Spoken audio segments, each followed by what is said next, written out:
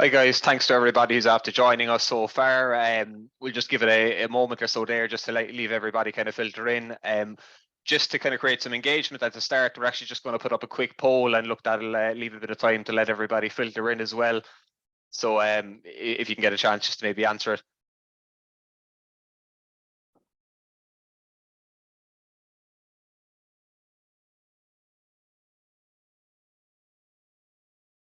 Perfect.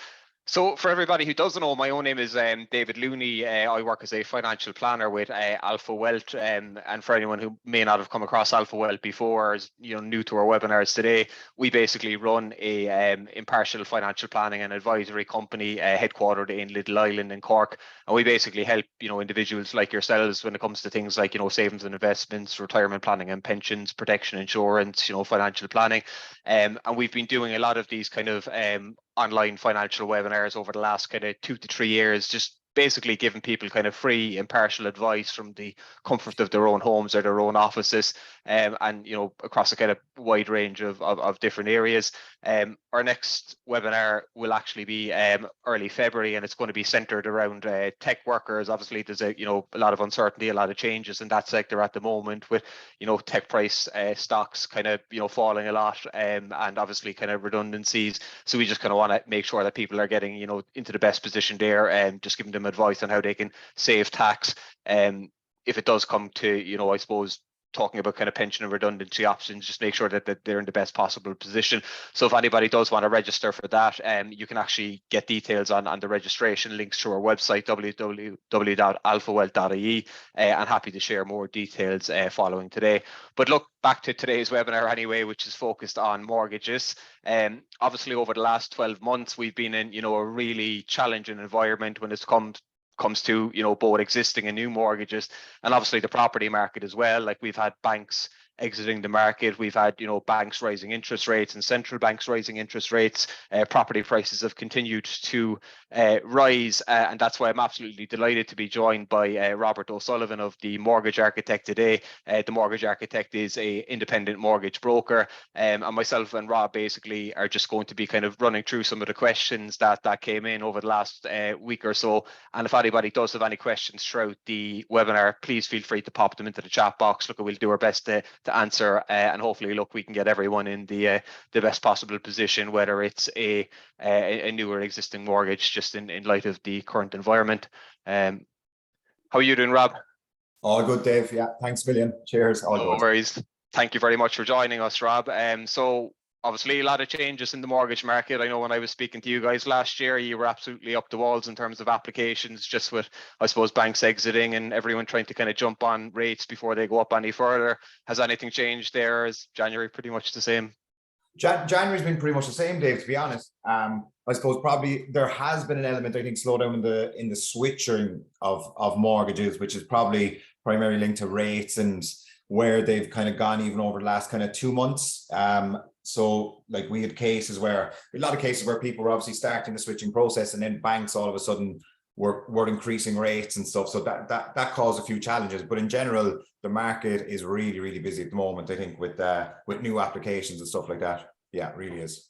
Perfect. And I suppose with rates going up so much at the moment, and obviously we've seen this week, I think, in the news that Bank of Ireland, after putting up their rates by another, say, 0.75%, like, is there still opportunities out there for people in terms of kind of switching and locking in low rates? Like, what kind of rates are we seeing in the market at the moment? What are kind of lowest of the low, let's call it? Yeah, of course.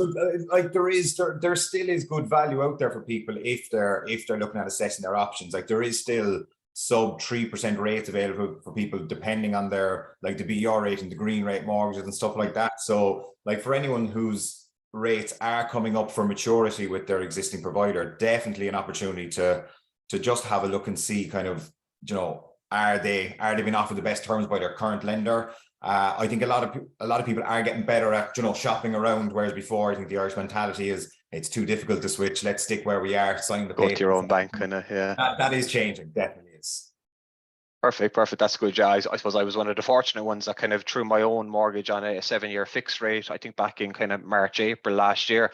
So I locked in a 2.6% rate for 7 years, and it was kind of just before the rate started increasing. So we were kind of very lucky there. is there any kind of, changes that people need to be aware of now? I suppose if they're looking at maybe applying for a mortgage for the first time, my understanding is that the 3.5 times kind of borrowing limit is now risen to 4 times salary. Is that right? Yeah, absolutely. So there, since the 1st of January, lending limits have kind of, I suppose, gone in the favor of customers who are obviously trying to maybe borrow that bit more. But even with the 3.5 to 4 times, the banks still have different kind of lending criteria even within that. Some banks are it's fine, you can just get 4 times. Other banks like have a different qualifying criteria to get over the 3.5, between the 3.5 and the 4. But like in theory across the board, we can, for first time buyers, get up to 4 times. 3.5 times then remains in place for second time buyers. And then obviously the lending rules for second time buyers 90%. That used to be 80%. So now somebody who is a second time buyer can now borrow up to 90%, whereas previously that used to be 80%. Oh, really? Jeez, yeah, that's a massive shift, like, isn't it? Yeah. Yeah, it is absolutely. It just means, again, like you're looking at a mortgage for 400,000 or a purchase price of 400,000. Second time buyers having to come up with 80, 40 is far more manageable, I think. Yeah. Perfect. So look, we've a lot of questions in, and I'm conscious that, like, I suppose some of them were for kind of first time buyer, new applicants, and then a lot of them were people for kind of maybe existing mortgages looking to, or seeing what they can do basically to protect themselves against, further rises in interest rates and just basically get into the best position. So we'll try to get a bit of a balance between all. I might just kind of focus on some of the kind of first time buyer, new applicant ones. So obviously we talked about the loan to income multiple going up to 4 times, but for anybody on the call who might be, say, a new applicant or looking to buy in the next kind of 6 to 12 months, what kind of steps should they be taking now to make sure that they're kind of getting first time approval when it comes to dealing with yourselves or dealing with any of the banks? Because obviously with rates rising, the last thing you want is a bank delaying your application or saying no first time, and then suddenly your repayments are gone up and you're looking at higher rates again. So just some advice for people to get into the best possible position. Yeah, absolutely. Like, I suppose the one thing that I would always say, and like our role is to kind of try and simplify it really for anyone who is looking to make an application. Like when we're going to lenders, there's a few kind of key things that they will look for. So the first part of it is just around obviously the lending limits, i.e., are we within the lending limits based on their income? That's kind of the first point. Next one is the bridging the gap between your purchase price and the mortgage. So do we have those savings in place to make up the 10% deposit and associated fees, which would be obviously your 1% stamp duty and solicitors, conveyancing fees, that type of stuff. But the key one then is just around the affordability. So when we're making an application and we're doing our presentations to the lenders, the main thing the lenders want to see here is how applicant A and B can demonstrate affordability for the mortgage. That can be made up of a number of things. Main one is kind of rent for most people, where they're out renting, they're paying their 1,200-1,400 euro per month, making sure that that's coming out of their account and references rent, paying it in cash. The lenders really don't like that. So it's just something to be conscious of, that if you are paying it by cash, try and change that to have it coming out of your account on a set monthly basis. And then just your regular savings. Like obviously to make our lives and the bank's lives a lot easier, is just to have a separate savings account. Set amount goes in there every single month. That's really it. Like even your accounts, trying to keep them operational and stuff like that, i.e. no returned items, no referral fees, that type of stuff. But most times when people come to us, they're very surprised when we're kind of telling them you're actually pretty much mortgage ready now, if we jump based on the current circumstances. Outside of that, like as I said, like it's not as daunting as probably people think, or once you're doing the right actions, it will be straightforward.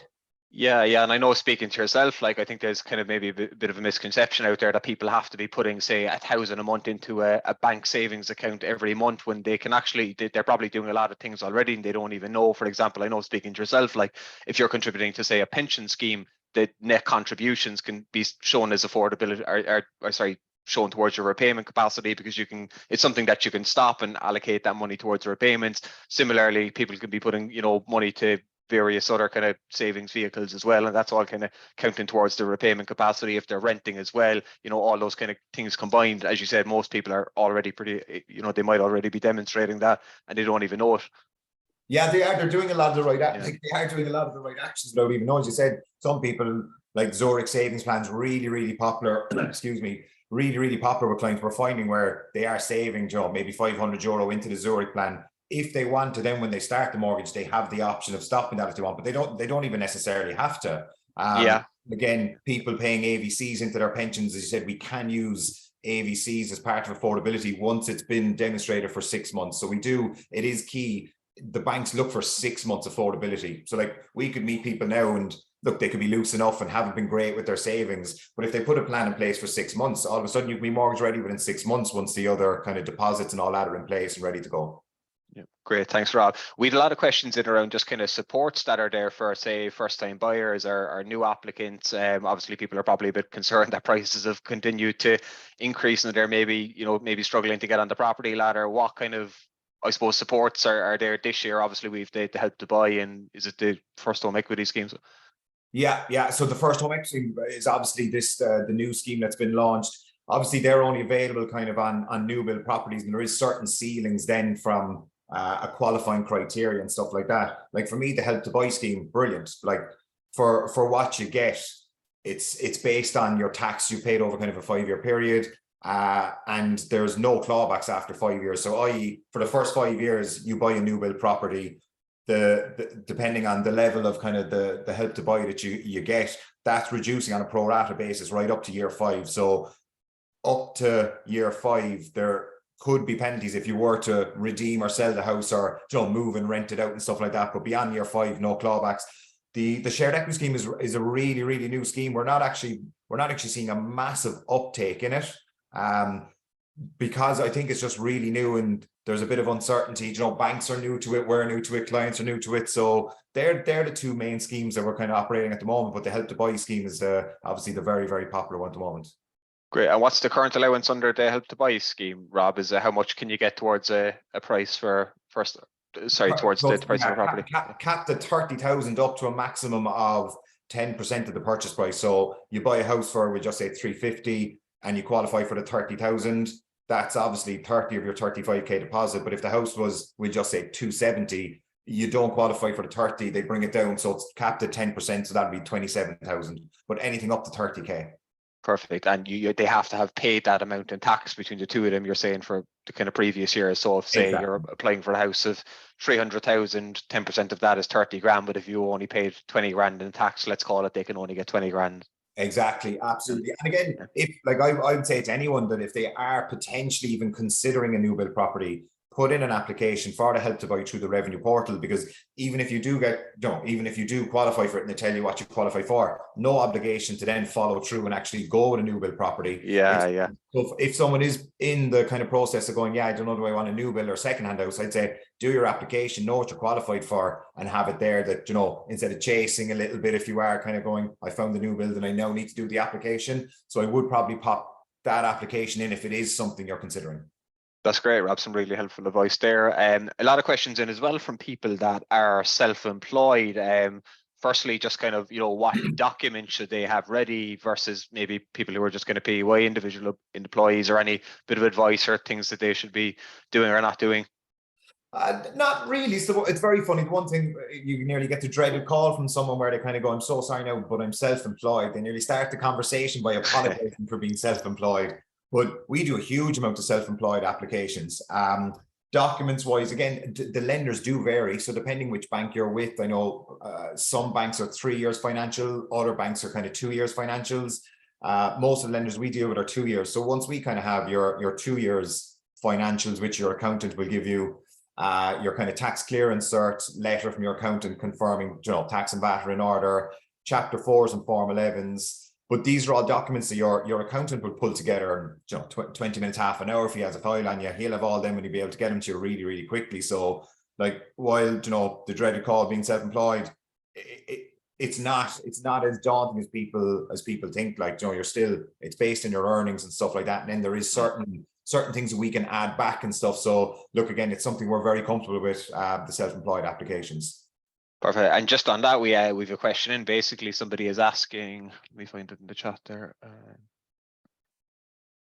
So I'm currently self-employed and looking to buy a property in the next 6 months. I'm a sole trader at the moment, but my accountant has advised me to change to a limited company structure.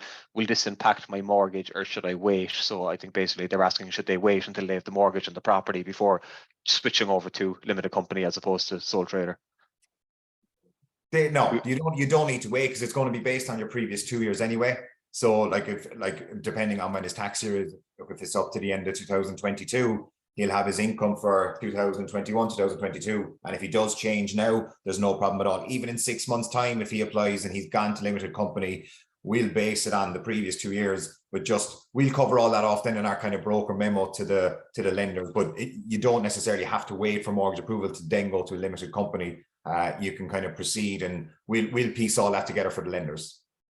And I assume the caveat there, of course, is that they need to have some kind of a track record being self-employed, whether it's kind of sole trader. Basically, I suppose if somebody is a PAYE individual working for a company and wants to, set up their own venture, they should ideally probably wait till they have the mortgage sorted in that case, is it? Or yeah, exactly. No, absolutely. If it's a total change in structure where you're going from PAYE, going out on your own, you're better off having your mortgage approval in place based on your PAYE income.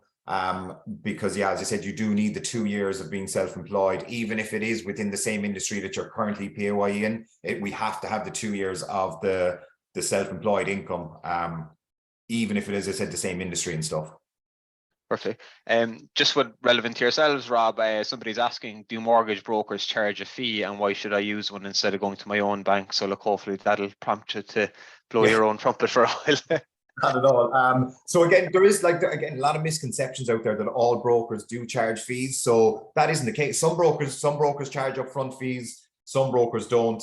When I was setting up the company, I just made a conscious decision that, look, I wasn't going to charge clients a fee as part of any part of the process. And then other people kind of come in and go, but how are you paid? So how does this work? So the way it works is, depending whichever kind of lender we do an application with, if and when we draw down a mortgage with that lender, they remunerate us directly. But again, to give kind of people, I suppose, clarity and peace of mind here is within the broker network, all the lenders pay the exact same level of commission.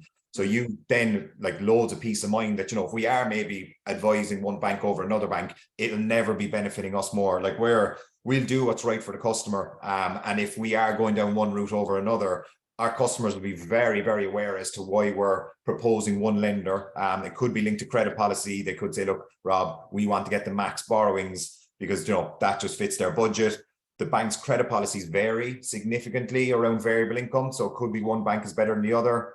Why would you go with a broker? Look, I've worked in banking, and obviously, look, I set this up kind of nearly 2 years ago now. It is definitely a different customer experience. There's no doubt about it. We're working for the customer. And it just works, dealing with brokers. You'll even know, even the market over the last, I think 3 years, 3 years ago, the number of applications going from, we'll say, through the broker network is about 23%. So in the last 3 years, that's grown to nearly, I think it's about 48 or 49% now. Really, yeah, not surprised. Yeah, which is big though, to go from 23 to 48% in the 3 year window is mad. But again, I suppose that's been impacted by the likes of Ulster Bank and KBC leaving the market as well, that people are now looking at brokers more, definitely. Yeah, the way I would always describe it to my clients is, what's the point going to, your bank is in one bank when if you go to a broker, it's kind of like walking into every bank or every lender at the exact same time. Yeah, exactly. Much more choice, making sure that you're getting the best value on whatever's out there, Exactly. And even the documents. So as part of our process, all the documents that we request cover all lenders. We have a salary certificate that all lenders accept. So instead of getting 5 completed salary certs, you have the one that is accepted by all lenders. And then the documents that we request covers off all the, the lender requirements as well. So even when we're requesting the documents, we still haven't our mind made up on which bank we'll be proceeding with. That comes in, we assess it, we catch up then for, depending, a consultation or a meeting once all the docs are in. Then we go through the different offerings based on kind of their finances and all that type of stuff. That's then when we make the decision and choice on the lender. Yeah, and I suppose it's really important actually probably dealing with a broker now more so than ever, just with how volatile the interest rate environment is. For example, I was speaking to a client yesterday and they were mortgage approved with Bank of Ireland, or I don't know if it was Bank of Ireland actually, but they were almost nearly to draw down. The rates went up and now suddenly they're trying to get approval with AIB. Whereas if you're dealing with a broker, I suppose the change like that can be done quite easy. And we do that. Yeah, we've had, to be fair, you're probably right. This week alone, we've had 2 or 3 people contacting us because there's better rates available to them, and they've kind of said, look, I didn't go down this route before. And especially with new build properties where, you know, it could be 3-4 months away before they're completed, they do have plenty of time to you know, to potentially change the lender with their waiting. As again, like again, if we're with somebody and we have a loan offer out in Bank A, but before that draws down, you know, the rates do change and there's potentially a better offering there for the customer, we'll give that information to the customer, kind of say, look, we have an alternative option here if you want. For me, if you're in your bank, I don't think PTSB or AIB or Bank of Ireland are going to ring you saying, I know now our rate is X, but there actually is a better rate down below. If you want to go down there. But that's where our advice comes in. We would ring customers and kind of say, look, we have a better option here now because rates have jumped. Do we want to proceed with this bank potentially? And that's kind of part of our ongoing kind of, I suppose, relationship with clients. Yeah, that's great. Yeah. So there's a question in there, and it's something that a lot of people have asked me over the years. I was looking to get a mortgage this year, but should I wait until rates and property prices start to come down? It's funny, like I've been, Jesus, like since 2014, I think, when I was kind of doing mortgages, giving financial advice, I used to talk to at least 1-2 people a year who are kind of waiting for this big plummet in property prices. I think people have 2008 too much in their minds, and they think that at some point over the next couple of years property prices are going to come down, and it's a very risky strategy, I suppose, operating like that, because you might just price yourself out of the market, you know. My advice to clients is always, if you can afford to get a mortgage now, afford to, you know, repay that mortgage, and you like a house, you find a house you like, just do the bloody thing. Like, there's no point trying to speculate what way rates are going to go or property prices are going to go. And it's probably likely, Rob, that, you know, property prices and rates are going to continue to rise, particularly over the kind of shorter term, with central banks continuing to rise rates to try cool inflation. And look, it's, I suppose, in terms of the property price thing, you know, I don't have a crystal ball, but, you know, a lot of it is coming down to supply versus demand, I guess, and the supply is just not there. No, it certainly isn't there. I was only chatting to Chris here, who's the head of credit here inside with ourselves. We had a conversation this morning where we were looking at, I suppose, that supply versus demand. And our office here in Carrigaline, we were just looking at the Carrigaline area. Like, I think at the moment in Carrigaline, there's 22 houses for sale. That's including new builds. Whereas I'd say go back 3 years ago, looking at that would have been up around kind of the 80 or 90 kind of space. So like, when you think of Carrigaline being that big and there's that number of houses on the market, it's crazy. Yeah, it really is. So, like, to answer your question, is someone better off waiting and stuff like that? They're not. I think you hit the nail on the head there, where if you're ready and you have, you know, you find the house that you really want, why wouldn't you go for it? You know, if you don't, somebody else will very, very quickly. You know, there's no fear. Like, people are looking to get houses, and there's plenty of people queuing up behind you. So, or you could stay renting, you know, paying your 1,200 and 15,000 euro that you paid on someone else's mortgage instead of potentially your own. Yeah, and I think particularly if it's for, I suppose, a home that you're planning on living in for the next, you know, 10, 15, 20 years, because like asset prices or property prices naturally rise over the long term anyway. So even if prices fall or rise in the next, you know, 2, 3, 5, 10 years, it doesn't really impact you, because you're living in that house. Chances are that in 15, 20, 25, 30 years, the value of your house is going to be significantly more than what you bought it for now, irrespective of what way things go in the short term. So yeah, I always advise people to jump on a house if they like it, you know, and don't go speculating what way the market is going. No, agreed. And as you said, like it is, even if the house prices do drop in the morning, like we go back to, you know, 08, 09, 10, the house prices are what they were back then, even after dropping, and how, you know, they bounce back. They bounce back. We're back kind of where we were, even more now, you know, 10 years, 15 years later, nearly even more than what they were back in the kind of heyday and stuff. So yeah, look, if Sorry, I hit something there by mistake, Rob. No. Perfect. Yeah, completely agree there. So just for the people that might be on the call that have existing mortgages and they're wondering kind of what to do, there's somebody asking there, like, for example, and, you know, I speak to a lot of clients that are in a similar boat. They're on a fixed rate of 2.8%, which is a good rate, obviously, in the context of the rates that are offering at the moment, but they've only 1 year left in their fixed rate. Should they look to refix now and lock in a longer fixed rate, or wait till the end of that period? What do you think there? And I know it's kind of a difficult one to call. Yeah, depending. So, like, again, right, like, so only in the last couple of weeks, the lenders have moved on their rates. AIB, PTSB, and Bank of Ireland being the main ones. So we probably have a window here now where we hopefully have 6 or 8 weeks where there mightn't be any further movement with those lenders. Like we people contacting us, and I genuinely encourage them to, first of all, see what your existing lender is actually offering you, as an existing customer. Like, would it be worth your while to break your current fixed rate, maybe lock it in at a higher rate right now than what you're paying for 5 years? Potentially it would. So again, it just depends whether there's penalties to get out of your current fixed rate. But again, like, a 5-minute phone call with ourselves, and somebody would be very clear on, what's the best options available to them. And it could be, there's been situations where I've kind of said, look, go with your lender. I think rates are going to jump. So if you can get a really good rate with your own lender right now, I would do that. It's not,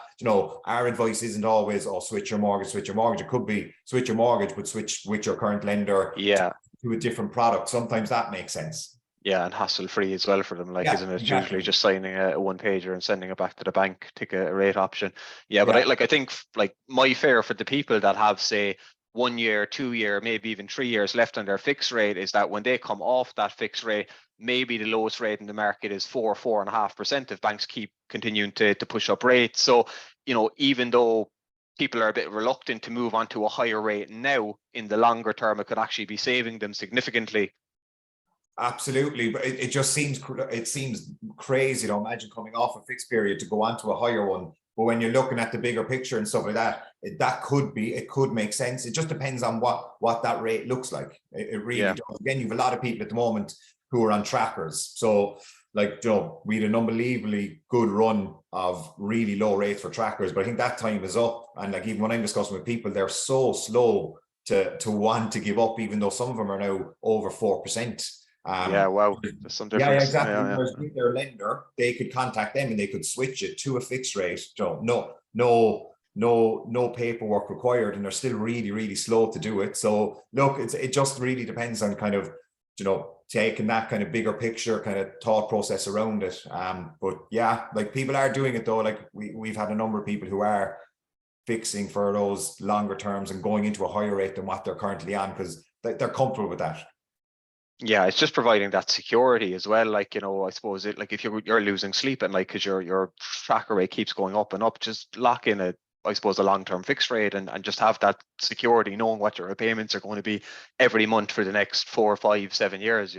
Yeah, exactly. Be done. I know. I think you're right. Yeah, just not be done with it. I think that's the wrong thing. But be happy, because are we looking at 3 ECB rate increases is kind of what they're proposing, they reckon, this year. So I know we had 3 last year, 3 this year. 6 increases on a mortgage rate in maybe 18 months is significant. Yeah, exactly. And it's funny you mentioned trackers, because that's actually the next question I was going to ask. Somebody's saying that they're on a tracker and should they break it and move on to a fixed rate. It's funny, like people, everybody, not everybody, but a lot of people I'm speaking to at the moment, they're still kind of at the mentality that, I won't give up the tracker. But we need to appreciate that the only reason trackers were deemed to be so valuable is because we were in this, unusual, very long period of historically low interest rates. Like, the ECB rate was, 0% for, a long time.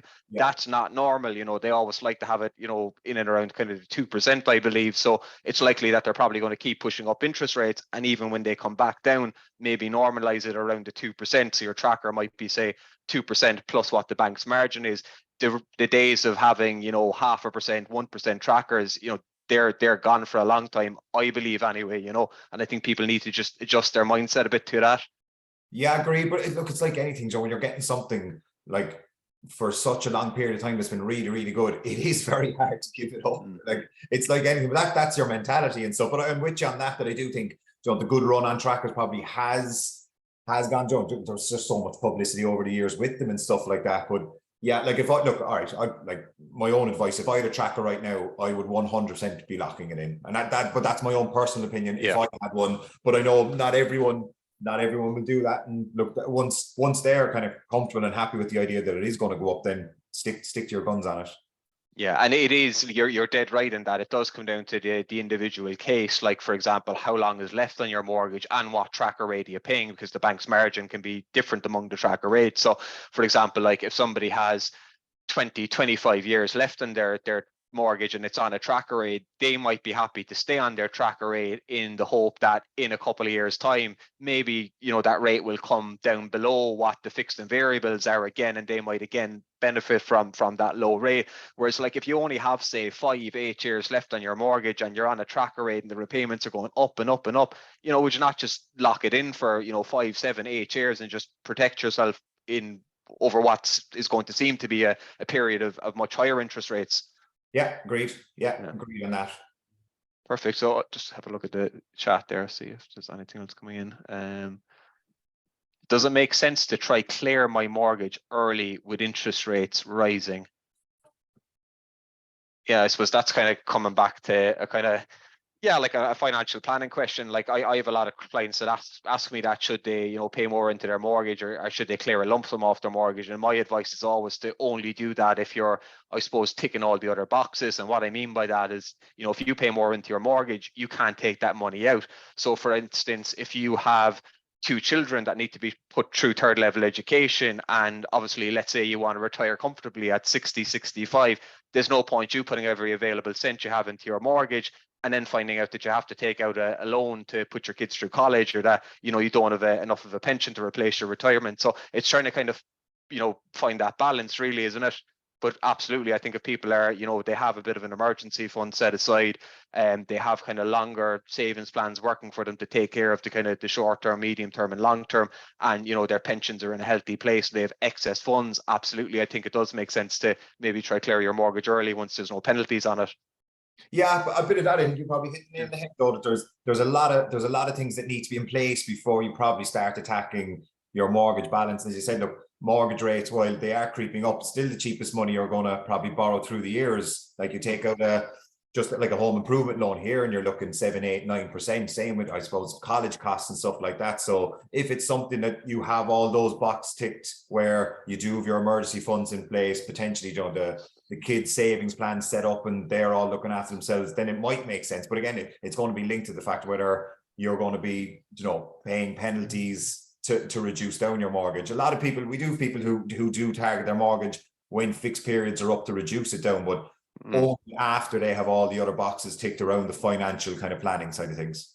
Yeah. Funnily enough, like I regularly advise clients to use their pension to clear their mortgage early rather than put money directly into their mortgage. And people look at me stupid, but what I mean by that is that if you're paying money into your mortgage or trying to pay down your mortgage, you're only saving on the interest rate, which might be, you know, 2.9, 3.5% at the moment. But if you put money into your pension and you're a top rate taxpayer, you get 40% relief on that money going in. So for €100 going into your pension, after the 40% relief, it actually only costs you €60. So you're turning €60 into 100. That's a 66% guaranteed immediate return, even before the money is invested. So you're comparing that against saving, you know, 3-4% in interest. Now, when the money's invested in the pension, you know, it's benefiting from all those years tax-free compounding growth. And people often, you know, think that they need to work till they're 65, 66 to access their pensions. You can actually draw down a lot of pensions from age 50 onwards. So I suppose the point I get to clients is that maybe a better strategy is to use the tax-free lump sum from your pension when you retire to clear any outstanding balance of your mortgage at that point, rather than pay money directly into your mortgage now. Absolutely. And that's like, I suppose that's where your role for me would come into. Anyone that, you know, people who are making these decisions, they just need to talk to people who are in the know. A lot of people wouldn't know that, you know, to be fair, they wouldn't have that information. So it's like anything, like financial education. If someone's making a decision to do something, once they have all the information to hand, then you're making an educated decision on it. So I think that, like, having all that knowledge and stuff is very important. That's where, look, people talking to likes yourselves, it's far easier for them to understand why they'll be doing one thing or another. Perfect. Yeah, exactly. I'm just conscious of time, Rob, so we might just take one more from the chat. Hey, David, I think the question on the Q&A, David, actually, if you just hi, can we still apply for a mortgage where one of the applicants is still on employment probation for another 4 months? Would we get approval in principle? So I think that person is asking that maybe one of the two of them is in probably a 6-month probation period with 4 months of the probation period to go, can they get an AIP, Rob, or is it kind of wait? Yeah, very straightforward. Yeah, that's very, very straightforward. We've even had success where people are on probation and we're drawing down mortgages. So like when we're doing our kind of assessment of it, depending, we might look for CVs and build a case where, somebody who's very, educated, they've just changed jobs, their circumstances have improved. We've got mortgages drawn down in that, but to secure an AIP would be very, very straightforward. Really? Yeah, that's interesting. Yeah. So for anyone to call who thinks you have to wait until the end of the probation, look, it's worth kind of acting now and just getting your ducks in a row before waiting, like, isn't it? Absolutely, and have it ready, because then even look, if we are waiting for probation to pass, you could be looking at houses with a bit more security because you have your approval, and by the time you potentially go sale agreed, couple of weeks and probation's done and we're moving to loan offer and stuff. So yeah, no, it is very straightforward to get it. Brilliant. Well, look, I might just grab one more, Rob. There's a person asking basically, once you have your mortgage approved, what other policies do you need to put in place, or what else do you need done? So I assume they're probably talking about maybe kind of getting a solicitor on board, engineer. Generally, what's, I suppose, if somebody comes to yourself, obviously that's the mortgage broker, lender side of things ticked off. What else do they need to do generally? It depends. So we manage kind of most of the journey. We obviously we do send a few intros to different solicitors and engineers and stuff like that. So once, obviously, the first part of the journey is you get your mortgage approval, because you'll find auctioneers and all that, they actually probably won't even allow you to bid on a house if you don't have your approval in place. So really? Then once you're going sale agreed, you're looking at a solicitor. Probably then look to the house that you're looking at. Look, if you're investing potentially 360,000 into a house, you're definitely better off having an engineer's report and all that type of stuff on it. You're getting evaluation done.